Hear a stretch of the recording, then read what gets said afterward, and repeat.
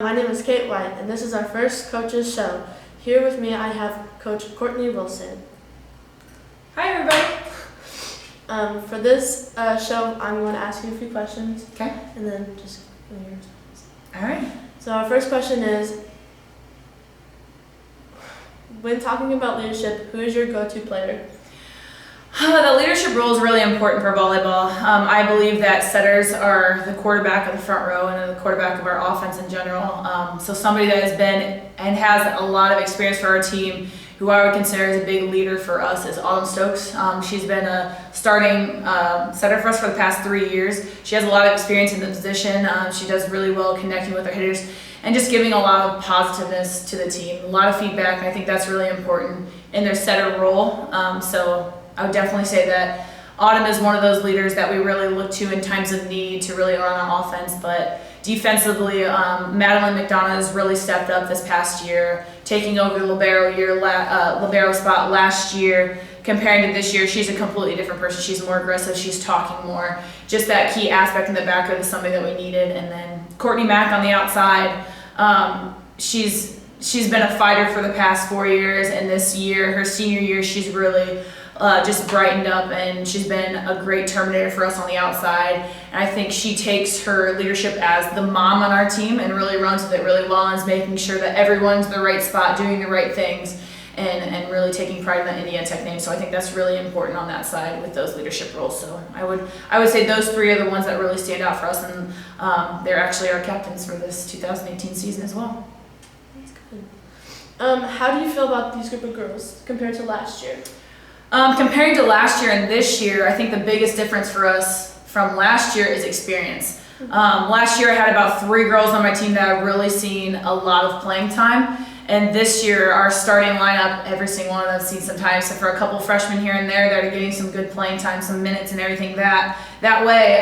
But the experience level compared to last year is completely different. I mean, the speed of the game from high school volleyball to college volleyball is just so much quicker. And that's something that kids really need to get used to on that side with everything. So last year we had a lot of new faces, a lot of freshmen playing for us. And now that they're sophomores or a little bit older and they have that experience, they feel a lot more comfortable in those roles. And I think that's really important for us on that side. So they know what to expect. They know what to expect from me as a coach and what we're looking for and our expectations as well. And I think that's really important. Oh, of course.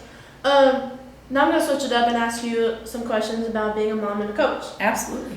So being a mom, like, how does that play a role with being a coach? Like, how do you use your time and be able to go home and see your kid and coming back here and stuff? Absolutely. I think it's a juggling act, and I think it's something that I work on every single day, and I think it's something that every person out there, especially females, we struggle with as coaches. I preach to my kids and my team and my athletes that family comes first. And so I try to involve my family as much as I possibly can. My husband's a Fort Wayne firefighter, so he works 24-hour shifts. So we both at times feel like we're single parents because we're on completely opposite shifts on that side.